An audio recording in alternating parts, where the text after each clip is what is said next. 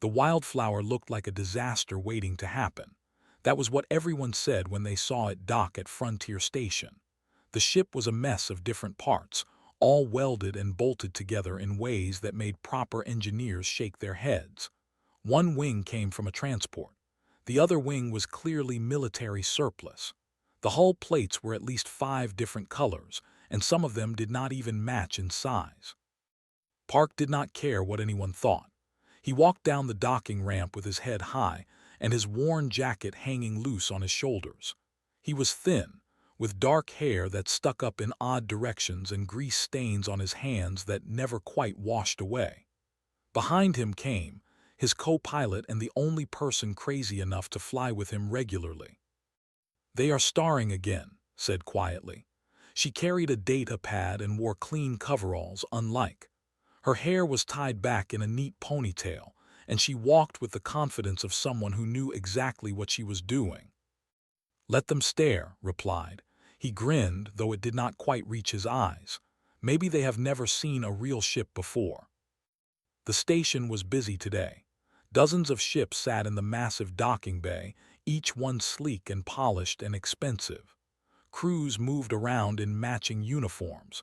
Everything looked professional and proper. And then there was the wildflower, sitting in Bay 7 like a rusty joke. They walked through the main corridor toward the station bar. It was called the Watering Hole, and it was where pilots went to drink, brag, and sometimes find work. The place smelled like alcohol and recycled air. Holographic displays showed various jobs and news feeds on the walls.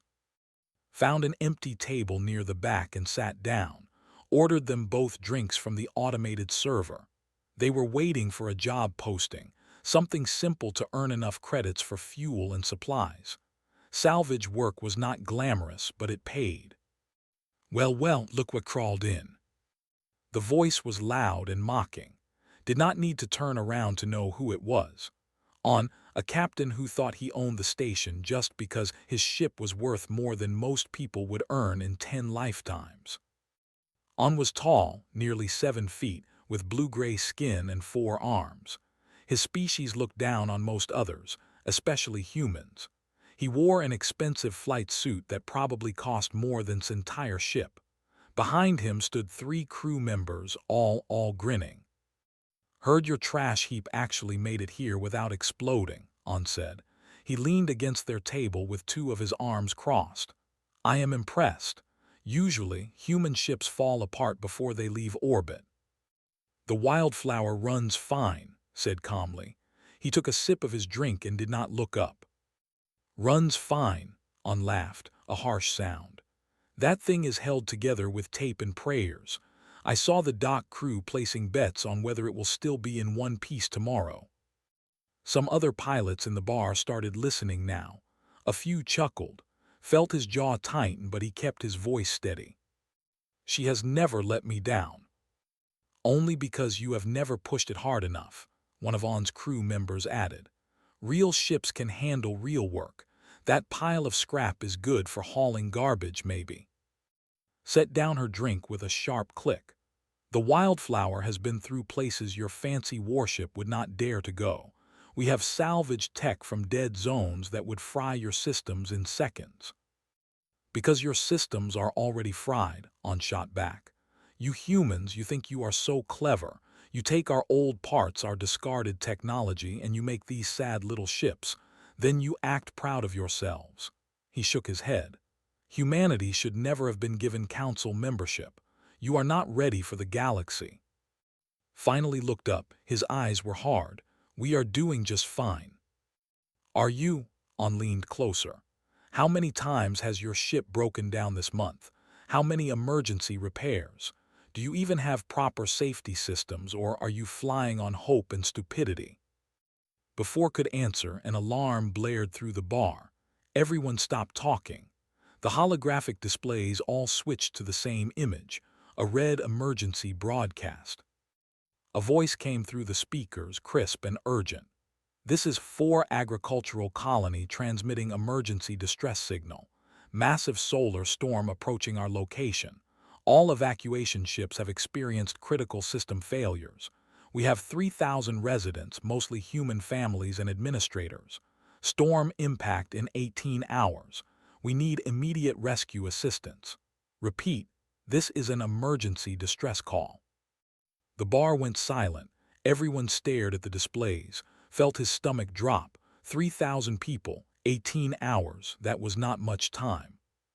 4, someone muttered. That is past the asteroid field. No one can get there and back before the storm hits. The rescue corps will handle it, another pilot said, but he did not sound convinced. Moments later, another announcement came through. This one was from Commander N, the station's rescue corps coordinator. His face appeared on the screens, looking grim. All available ships are being assessed for rescue operations to 4. However, preliminary calculations show that no vessel currently at this station can reach the colony, evacuate all residents, and return before the solar storm makes the journey impossible. The asteroid field adds significant travel time, and the storm is moving faster than predicted. We are contacting other stations for assistance, but they are too far away. The commander paused, clearly struggling with his next words. 4 residents are being advised to shelter in place and hope their emergency bunkers can withstand the storm. The Galactic Rescue Corps regrets that we cannot provide better news at this time. The bar erupted in conversation. Pilots argued about distances and travel times. Some pulled up star charts on their personal devices. No one had a solution. Stood up. I can do it, he said. The bar went quiet again. Everyone turned to look at him. What? On stared at like he had grown a second head. I said I can do it, repeated louder this time. The wildflower can make that trip. We can evacuate those people. For a moment nobody spoke. Then On started laughing. Others joined in. The laughter spread through the bar like a wave. You, On could barely get the words out between laughs. You are going to rescue 3,000 people in your scrap ship. That thing probably cannot even carry 300. You will get everyone killed, another pilot called out. This is not a joke, someone else added. Those are real people who need real help. Felt his face grow hot, but he did not back down. I am serious.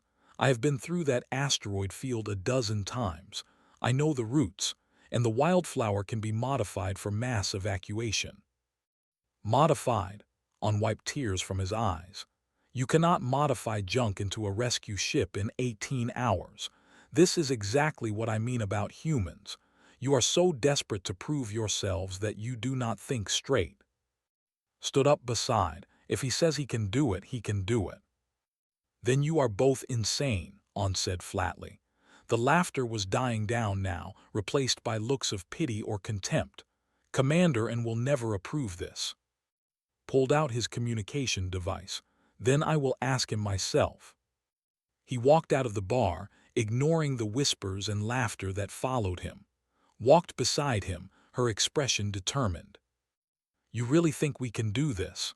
She asked quietly once they were in the corridor. Looked at her.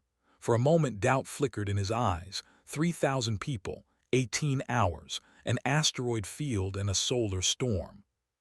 Then he thought about those families on 4. The children.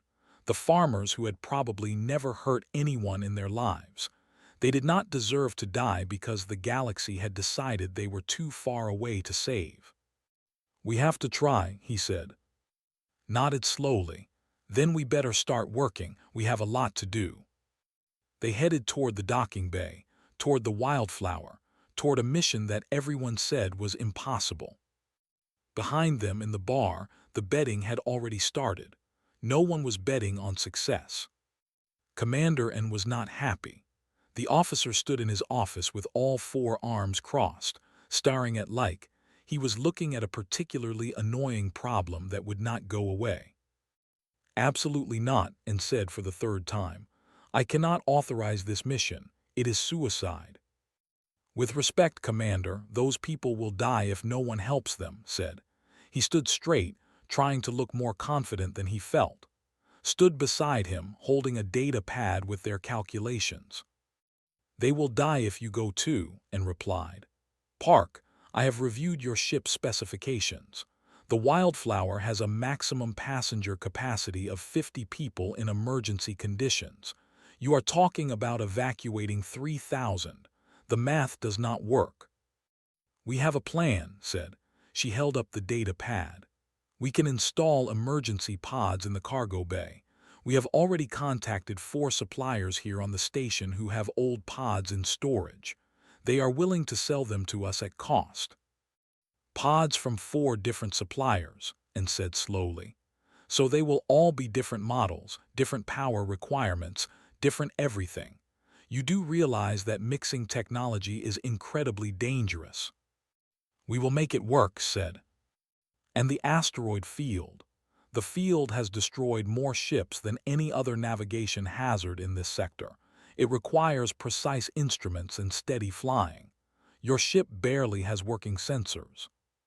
I have flown through that field more times than most pilots here, countered. I know it. I can navigate it blind if I have to. And sighed deeply. He walked to the window and looked out at the docking bay where the Wildflower sat among the other ships. It looked so out of place, so wrong. Even if you somehow make it to 4, and even if you somehow load all those people, you still have to fly back through a solar storm.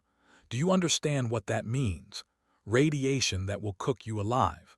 Magnetic fields that will tear your ship apart. No sane pilot would attempt this. Then it is good that I am not a sane pilot, said with a small smile. And turned back to them. For a long moment he just looked at them. 2 humans, young and stubborn and probably too brave for their own good. I cannot stop you from going, he finally said. But I cannot officially authorize this mission either. If you do this, you do it on your own. The Galactic Rescue Corps takes no responsibility. Understood, said. And if you get those people killed because of your pride, and left the threat hanging. We will not, said firmly. They left the office quickly, before the commander could change his mind. The moment they were in the corridor, let out a long breath. Okay, he said. We have 14 hours until the storm hits. Let us move. The next few hours were chaos, and raced through the station, buying equipment, negotiating prices, and calling in every favor they had. The pods came first, old units that had been sitting in warehouses for years. Some were military surplus. Others were civilian models. One was even an ancient Earth design from the early colony days. They loaded everything onto cargo sleds and hauled it all to the Wildflower. Other pilots watched them work, some with curiosity, others with pity. No one offered to help. Except one person. You need an extra pair of hands. Looked up from where he was bolting a pod into place. A young man stood at the bottom of the cargo ramp, wearing station maintenance coveralls. He was human, with a friendly face and nervous energy. Who are you? Asked. Minu, I work maintenance here on the station. I heard what you are doing. The young man shifted his weight. I am pretty good with electrical systems. I could help you wire those pods together. And exchanged glances. They needed all the help they could get. Can you work fast? Asked. Fast is all I do, Minu said with a grin. He proved to be as good as his word. While worked on the navigation systems, Minu, and tackled the power distribution problem. The pods all needed different voltages and frequencies. Making them work together was like trying to conduct an orchestra where every musician played a different instrument and none of them could read music. This should not work, Minu muttered as he spliced cables together. The pods run on alternating current, but the ones need direct current. And this Earth pod, I do not even know what this is running on. Make it work anyway, said, her hands moving quickly across a control panel. You people are crazy, Minu said, but he was smiling as he said it. Hours passed. The Wildflower's cargo bay slowly transformed into a cramped maze of pods, all connected by a spider web of cables and power converters. It was ugly and chaotic and broke about 17 different safety regulations. But when they powered everything on, the lights turned green. "I cannot believe that actually worked," Minyu said, staring at the display. "Believe it," said. He clapped the younger man on the shoulder. "Thank you for your help." "I should come with you," Minyu said suddenly. "You will need someone to keep these systems running during the flight." "No," said firmly. "This is too dangerous. You have done enough." "But—" "He is right," interrupted. "If something goes wrong, we need people here who know what we tried to do, who can learn from our mistakes if we fail." Minyu looked like he wanted to argue more but finally nodded. "Then good luck. Bring those people home." With 2 hours left before they had to launch, did a final check of the ship systems. The engines were running hot but stable. The shields were at 60%, which was not great but would have to do. Navigation was.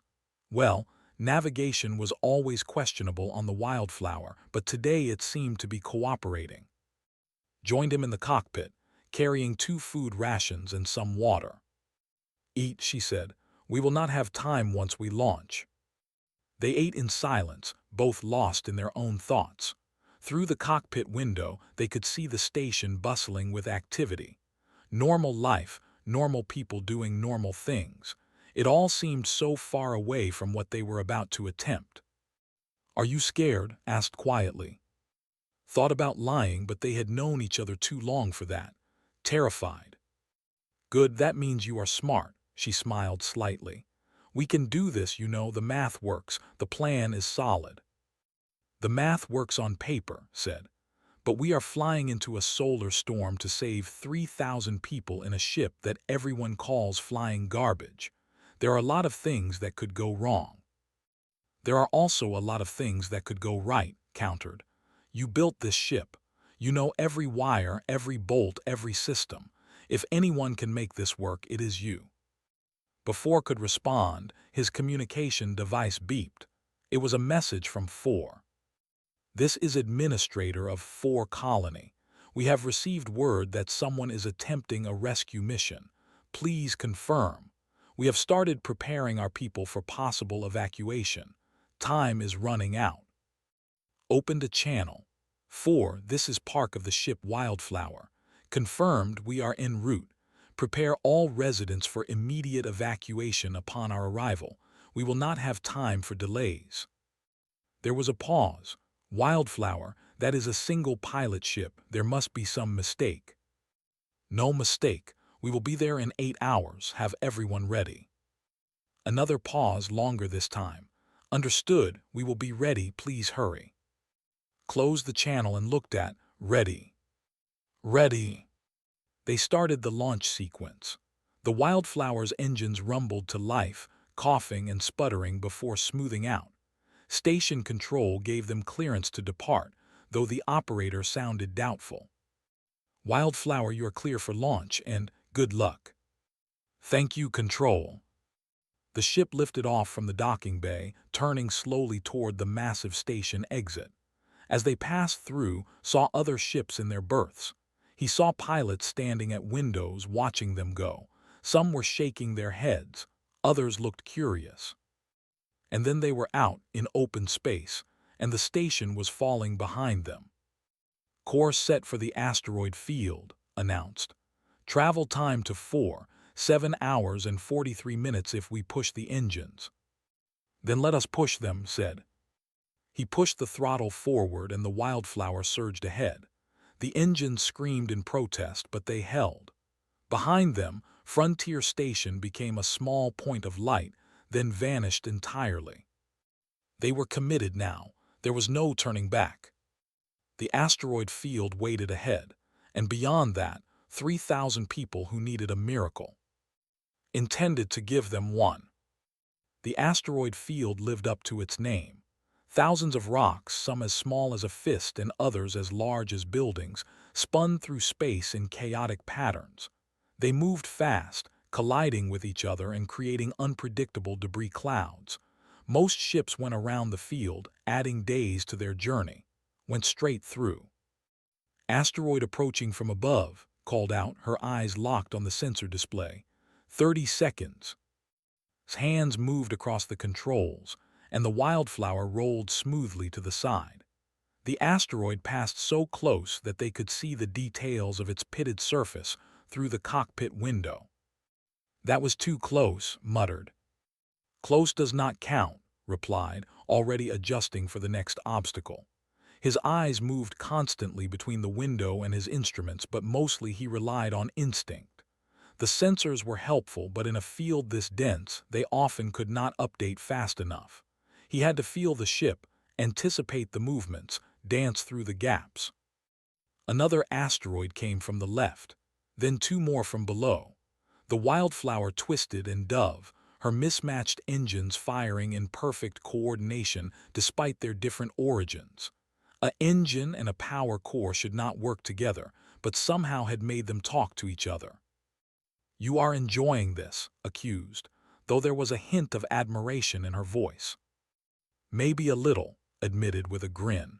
This was what he was good at, not politics or fancy speeches, but flying, making a ship do things it was not supposed to do, finding paths where others saw only walls. They were 3 hours into the asteroid field when the first problem hit. "Warning," the computer announced in its flat voice. "Forward sensor array malfunction, switching to backup sensors." Frowned. What happened? Was already pulling up diagnostic screens. "Looks like a microasteroid hit the sensor pod. The backup system is working, but it is an older model. Response time will be slower." "How much slower?" 2 seconds, maybe 3. In the asteroid field, 3 seconds might as well be an hour. Would have to rely even more on visual navigation now. "We can do this," he said, more to himself than to. The next hour was tense. Several times had to make split-second decisions based purely on what he could see through the cockpit. The backup sensors helped, but they lagged behind reality in dangerous ways. Twice, gasped as asteroids passed within meters of the hull, but each time threaded the needle, keeping the ship safe. Finally, they burst through the far side of the field. Clear space stretched ahead of them, and in the distance, a small planet glowed. 4. "We made it," said, relief clear in her voice. 6 hours since we left the station. That is a record." "Do not celebrate yet," warned.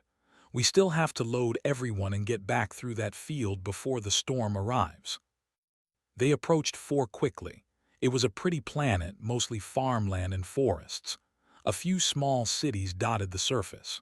The colony had been established 30 years ago as an agricultural hub, growing food for other worlds in the sector. Peaceful, quiet work.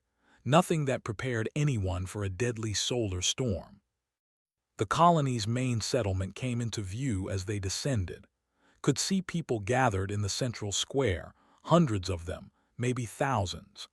They looked up at the sky as the wildflower approached, this strange patchwork ship that was supposed to be their salvation. Landed in the main plaza, the ship's landing gear groaning in protest. Before the engines even finished cycling down, the cargo ramp was lowering. A tall strode up the ramp immediately. He wore formal administrator robes and carried himself with the confidence of someone used to being obeyed. This had to be.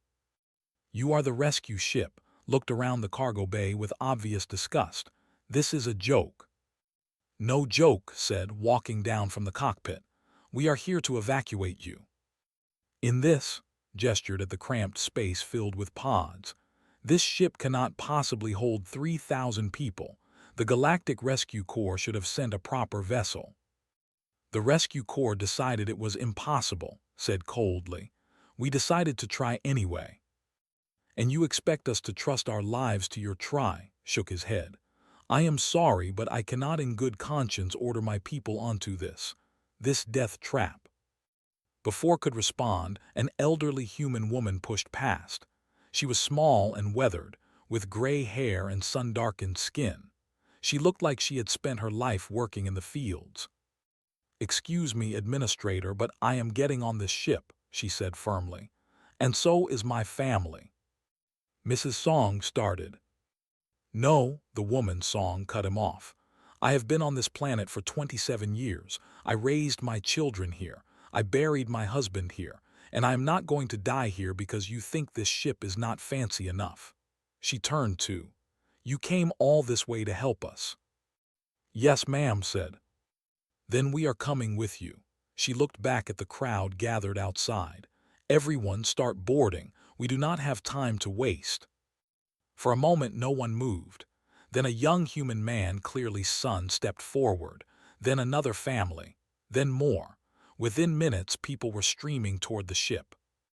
Watched them, his face unreadable. Finally he sighed. "Very well, but I want it noted that I am under protest about this." "Note whatever you want," said. "Just help us get everyone loaded. We are running out of time." The next hour was organized chaos. Took charge of the evacuation process, directing people with the efficiency of a military commander. The pods could hold 2,000 people if they packed them carefully. That meant 1,000 people would have to ride in the cargo bay and the passenger areas without sleep. A young man approached, wearing a colony engineer's uniform. I worked on the evacuation ships before they failed. I might be able to help." "Can you work with power systems?" asked. "That is my specialty." "Good, our pods are pulling a lot of power. I need you to make sure they all stay online during the flight." Looked at the tangle of different pod models and mismatched wiring. His eyes went wide. "This should not work. These are all different systems." "But it does work," said. "Can you keep it working?" Studied the setup for a moment, then nodded slowly. Yes, I think I can." Families were being separated, some going into pods while others stayed awake. It was hard watching children cry as they were put to sleep, not understanding why their parents could not sleep too. But there was no choice. Space was limited. Then the solar storm gave them another problem. Shouted from her communication station. "The storm is moving faster than predicted. It is going to hit in 4 hours, not 6. 4 hours. Did the math quickly in his head. It had taken them 3 hours to get through the asteroid field with an empty ship. With all this extra weight, with systems already strained, it would take at least 4 hours, maybe 5. They were not going to make it. Unless. "How many people are loaded?" called out. 2,200, replied. "We still have 800 waiting." Ran down the ramp into the plaza. More people were still arriving, carrying small bags and children. 800 people. He could leave them. Launch now, save the 2,200 already aboard. It was the logical choice. The math choice. He looked at their faces, saw the fear and the hope mixed together, saw families holding hands, saw old people who had built this colony from nothing, saw children who had never known any other home. "Keep loading," he said to the volunteers coordinating the evacuation. "Everyone gets on. I do not care how crowded it gets." "There is no room," someone started to protest. "Then make room," snapped. "Strip out the bunks in the crew quarters, pack people in the access corridors, use every centimeter of space. Everyone comes with us." Appeared beside him. "If you overload the ship this much, you will never outrun the storm. You should leave now with who you have. It is the only way." "No," said flatly. "You will get everyone killed trying to save everyone," argued. "Better to save most than to lose all." Song appeared on the other side. She put a weathered hand on his arm. "Can you do it, truly?" Looked at the wildflower, his ship, his home. The vessel everyone said was garbage. He thought about every system, every modification, every impossible thing he had made her do before. "Yes," he said, "we can do it." Smiled. "Then that is good enough for me." She turned to the crowd. "You heard him. Everyone boards. Move quickly now." They loaded people in places had never considered using for passengers. The engine room had space between the machinery. The storage lockers could fit small children if they curled up. The navigation could hold a few adults if they did not mind being cramped. Finally, impossibly, they were done. 3,247 people. 3,247 souls crammed into a ship meant for 50. Stood at the top of the cargo ramp and looked out at the empty plaza. The colony was deserted now. Everything the settlers had built would be destroyed by the storm. But the people would live. "Seal the ramp," he ordered. "We are leaving." As the ramp closed, he saw the first signs of the storm on the horizon, a glow in the sky that should not be there. They had maybe 3.5 hours now. Ran to the cockpit and dropped into his seat. Was already running through the pre-flight checklist. "All systems are red-lined," she said. "We are carrying more weight than this ship has ever carried. The engines are going to scream." "Let them scream," said. He fired up the engines and the Wildflower shuddered under the massive load. "We are going home." The Wildflower barely made it off the ground. The engines roared with effort, pushing against the enormous weight. Every system was working at maximum capacity, and they had not even left the atmosphere yet. "Come on, girl," whispered, coaxing the controls. "You can do this." The ship rose slowly, fighting against gravity with every meter. People throughout the vessel held their breath. In the cargo bay, families pressed against each other in the tight spaces. In the pods, 2,000 colonists slept, unaware of the struggle happening around them. Finally, they broke through the atmosphere. Space opened up before them, vast and dark. But there was no time to appreciate it. The storm was visible now, a massive wall of radiation and magnetic chaos moving toward them. "Course set for the asteroid field," said. Her voice was steady, but could hear the tension underneath. 3 hours until the storm overtakes us. Then we better move fast. Pushed the engines as hard as he dared. The ship accelerated, slower than usual because of the weight, but still moving. They had to get through the field before the storm caught them. Inside the field, with all those asteroids, the storm would be even more dangerous. The first hour went well, relatively speaking. The Wildflower held together, systems running hot but stable, and a few other colony engineers worked constantly, monitoring power distribution and keeping the pods online. In the passenger areas, people tried to stay calm, though fear was evident on every face. Then they reached the asteroid field. "Here we go," muttered. He flew into the field at full speed and immediately had to dodge 3 asteroids. The ship was heavier now, slower to respond. What had been difficult before was nearly impossible now. "Asteroid cluster ahead," warned. "Multiple contacts moving fast." Saw them, a dozen rocks, all spinning and tumbling through space in a deadly dance. There was a gap between them, a narrow corridor of clear space. On a normal day, he would take it without thinking, but today, with all this weight, he took it anyway. The Wildflower plunged into the gap. Asteroids passed on all sides, some so close that could have reached out and touched them if not for the hull between him and space. The ship groaned, straining against the tight turns. "Too close," gasped as a rock scraped against the port side. Warning lights flashed. "Minor hull breach on Deck 3, the computer announced. "Emergency seals activated." "Is anyone hurt?" called into the ship's intercom. His voice came back. "No injuries, the breach is sealed, but can you please try not to hit any more asteroids?" "I will do my best," replied grimly. They pushed deeper into the field. Hands moved constantly across the controls, making tiny adjustments, correcting course, anticipating the next obstacle. Sweat dripped down his face. His muscles ached from the tension. Behind them, the storm was getting closer. 2 hours, reported. "The storm is definitely moving faster than predicted, and the radiation is already starting to spike. We are getting the edge effects." As if to emphasize her point, the lights flickered. Some of the overhead panels went dark, then came back on. "That was the radiation," his voice came over the intercom from the cargo bay. "It is interfering with our electrical systems. The pods are still stable, but I do not know for how long." Keep them running, ordered, no matter what. Another cluster of asteroids appeared, this one worse than the last. There was no clear path through, would have to make one. He dove the ship hard, dropping below the main cluster, then rolled to avoid a rock that came spinning from underneath. The wildflower screamed in protest, her frame shaking.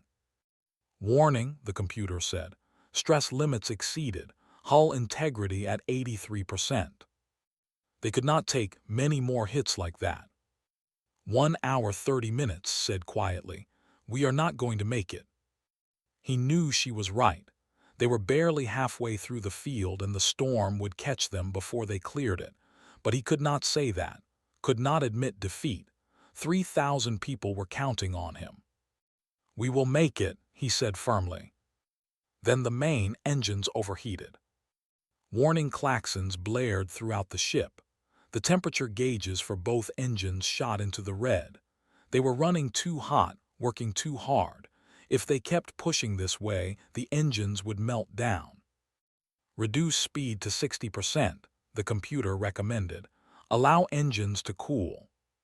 But reducing speed meant the storm would catch them even sooner. Stared at the instruments, trying to find an answer that did not exist. We have to slow down, said. If the engines fail completely, we are dead anyway. She was right, started to pull back on the throttle. Then he had an idea, a crazy, dangerous, stupid idea. Hold on, he said. Everyone secure yourselves. This is going to get rough. Before could ask what he meant, opened the external cargo bay doors. What are you doing? Shouted. Cooling the engines, replied. He fired maneuvering thrusters, spinning the ship so that the overheated engines faced toward space. Then he vented atmosphere from the cargo corridors. The atmosphere rushed out in a controlled burst, carrying heat with it. The super-cold vacuum of space instantly cooled the metal surfaces. It was insane. It wasted precious air. It could have killed someone if they had been in the wrong place. But it worked. The engine temperatures dropped rapidly, not back to normal but enough to keep going.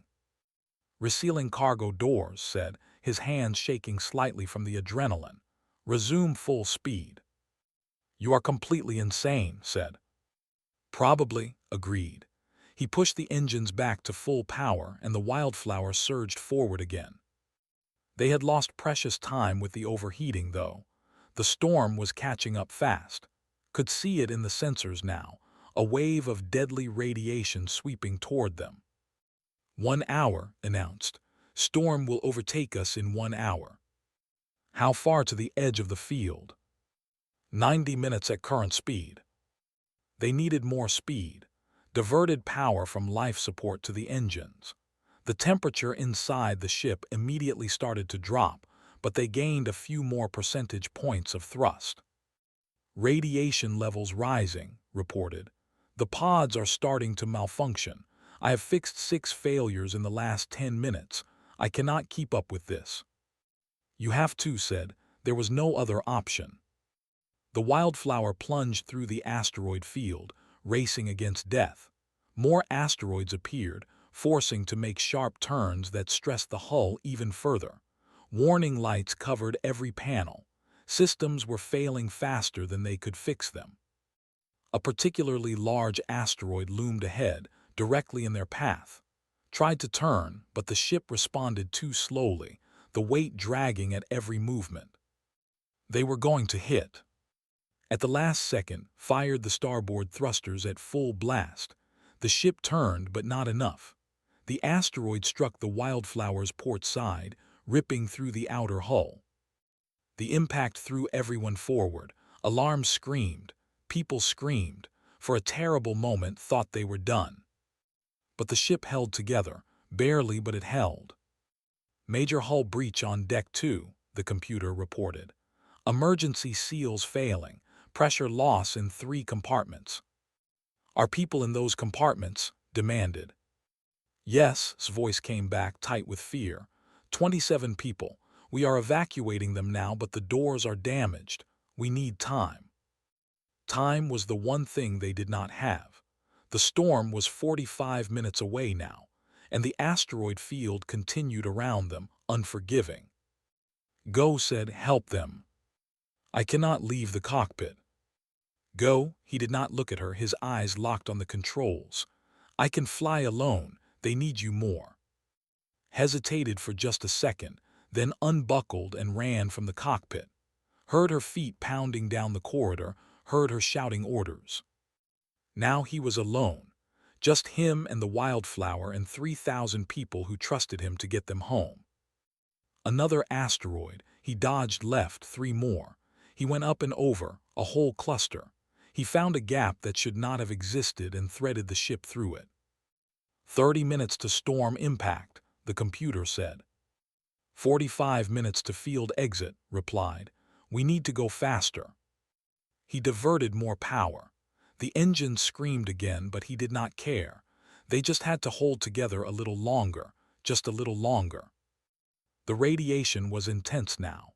It interfered with his instruments, making them flicker and show false readings.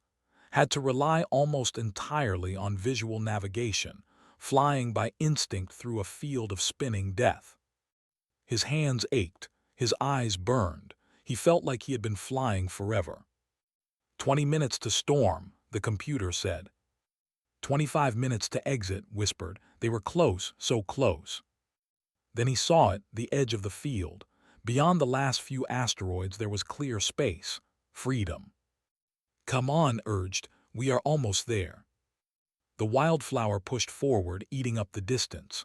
The last few asteroids passed by, and suddenly they were through. Clear space opened up before them. But the storm was right behind them. Radiation at critical levels, the computer announced. Storm impact in 10 seconds, 9, 8. Hold together, begged the ship. Please hold together. 7, 6, 5. The edge of the storm reached them, and everything went white. The storm hit the wildflower like a physical blow. Radiation poured over the hull, and magnetic fields twisted around the ship. Every system went haywire at once. Lights exploded. Panels sparked. The entire vessel shuddered as if a giant hand was trying to shake it apart. Could barely see through the cockpit window. The storm created a wall of energy that made everything outside glow with unnatural light. His instruments were useless, showing gibberish or nothing at all. Computer status report, he shouted. The computer tried to respond, but its voice glitched and stuttered. Multiple, system, failures, shields at 20% hull integrity. The voice cut out entirely. Was flying blind. He could not see where he was going. He could not tell if the ship was even holding together. All he could do was keep the engines running and trust that they were heading in the right direction. From somewhere behind him he heard screaming, people crying out in fear. He heard's voice over the intercom, trying to keep everyone calm, but even she sounded terrified.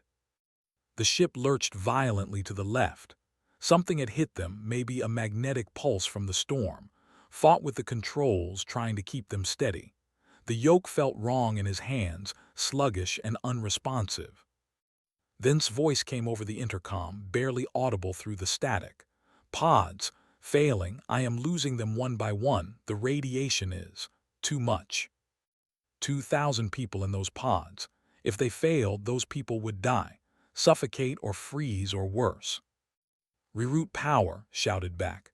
Take it from anywhere. Life support weapons, engines if you have to, just keep those pods online. I am trying, but the power distribution system is fried, I cannot. The line went dead. Made a decision. He redirected power from the engines to the pod system manually, using the emergency override controls. The wildflower immediately slowed, no longer able to maintain full thrust. But maybe, just maybe, it would keep those people alive. The storm continued to batter them. Minutes felt like hours. Every second expected something critical to fail, to hear the sound of the hull tearing apart or the engines exploding. But the wildflower held. Her mismatched parts, her salvaged systems, her patchwork hull, Somehow, impossibly, they all kept working. Stumbled into the cockpit, her hair wild and a cut on her forehead bleeding. Deck 2 is sealed. Everyone got out, but we lost the entire port shield generator. We are exposed on that side. I know, said, strap in, this is not over yet. She dropped into her seat and buckled up. Together, they rode out the storm. Could not fly anymore, not really. All he could do was keep the nose pointed forward and pray. The wildflower was either going to make it or she was not. It was out of his hands now. Gradually, so slowly that almost did not notice at first, the storm began to ease. The radiation levels dropped. The magnetic interference faded. His instruments started showing real readings again, flickering but functional. "We are through," whispered. "We made it through the storm." Did not believe her at first. He checked the sensors twice, then a third time, but she was right. The storm was behind them now, moving away. Ahead there was only clear space. And in the distance a small dot of light, Frontier Station. "Status report," croaked. His throat was dry, his voice rough. Worked through the systems one by one. Main engines at 40%. Life support is critical but functioning. Hull integrity, 61%. We have breaches on 3 decks, all sealed. Communications are down. Shields are completely gone." She paused. "But we are flying. We are actually flying." The pods asked.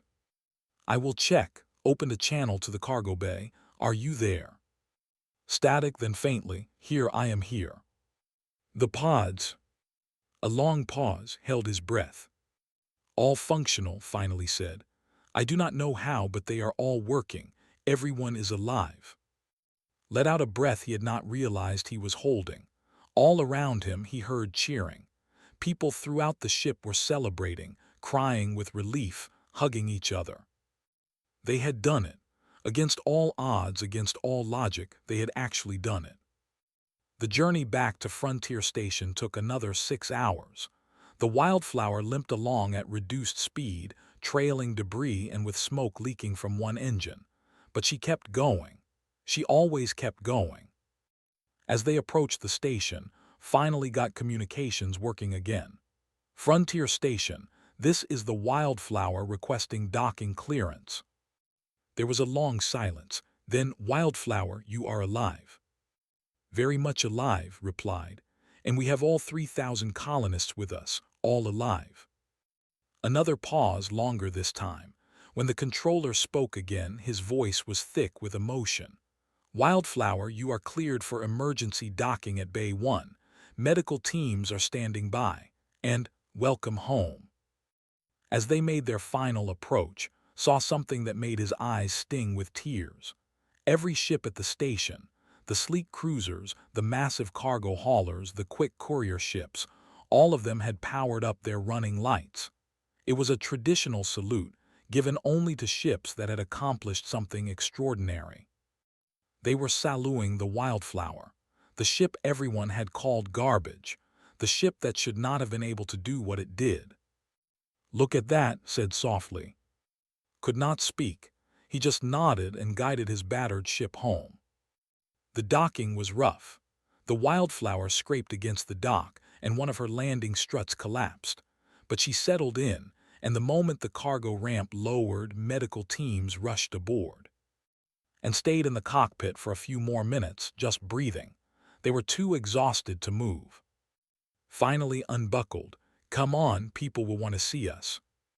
They walked down through the ship, past the pods where technicians were carefully waking people up, past the passenger areas where families were reuniting, past all the evidence of what they had just survived. At the bottom of the ramp a crowd had gathered. Saw Commander N, his face showing respect that had not been there before. He saw Minu, the young maintenance worker who had helped them, grinning from ear to ear. He saw other pilots, including On. The captain stood tall, all 4 arms crossed. He looked at the Wildflower, at the damage and the mismatched parts and the smoking engine. Then he looked at. "I was wrong," On said simply. "About your ship, about you, about humans." He uncrossed his arms and held out one hand. You have my respect, Park. Shook his hand, thank you. Song pushed through the crowd, moving faster than a woman her age should be able to. She grabbed in a fierce hug. You did it. You actually did it. You saved us all. I had help, said, gesturing to and thinking of and everyone else who had made it possible. Nonsense, said firmly. You are a hero, our guardian angel in a tin can. More colonists came up, wanting to thank him, to shake his hand, to express their gratitude. Felt overwhelmed by it all. Eventually, Commander N managed to pull him aside. The Galactic Rescue Corps would like to offer you a position, he said. We need pilots with your skills, your ability to improvise, to make impossible things work. What you did today, it should not have been possible. Looked at the wildflower. She looked terrible, beaten and broken. It would take weeks to repair her, maybe months. But she had done her job. She had brought everyone home. I appreciate the offer, Commander said, but I am a salvager, not a soldier. This is not really my thing. Then what is your thing? And asked. Thought about it. Finding things people think are worthless, fixing things people think are broken, making things work that should not work. He smiled. I am good at that. Then perhaps you would accept a contract as a civilian consultant, and suggested, teach our pilots some of your unconventional methods. The galaxy needs more people who think like you. That could agree to. Hours later, after the debriefings and the medical checks and the endless questions, finally made it back to the Wildflower. Most of the colonists had been moved to station quarters. The medical teams had left. It was quiet. Found him in the cargo bay, looking at the damaged pods and the scorch marks on the walls. What are you thinking? She asked. I am thinking we should fix her up properly this time, said. New hull plates that actually match, modern sensors, maybe even some proper shields. Really? Sounded surprised. You always said the ship was perfect as she was. Ran his hand along a battered wall panel. She is perfect, but that does not mean she cannot be better, he looked at. Besides, we might need to do this again someday. Save 3,000 people from a solar storm. Help people who everyone else has given up on, corrected. That is what we do, right? Take the jobs no one else wants. Go places no one else will go. Make the impossible work. Smiled. When you put it that way, it almost sounds heroic. Almost, agreed with a laugh. They stood in the quiet cargo bay in their battered ship, two people who had just done something impossible. Outside, the station continued its normal business. Ships came and went. Life went on. But something had changed. The galaxy had learned an important lesson today. Never underestimate a human with scrap parts and something to prove. Never laugh at a ship built from salvage and held together with hope. Because sometimes, just sometimes, that ridiculous patchwork ship can do things the fancy ones cannot. The Wildflower had proven that today, and Park had proven it too. As he walked to the cockpit one last time before leaving for the night, he patted the wall affectionately. Good job, girl, he said softly. You did real good. The lights flickered in response, almost like the ship was agreeing with him. Smiled and headed for the exit. There would be more work tomorrow, more repairs to make, more impossible things to accomplish. But tonight he could rest. He had earned it. They all had.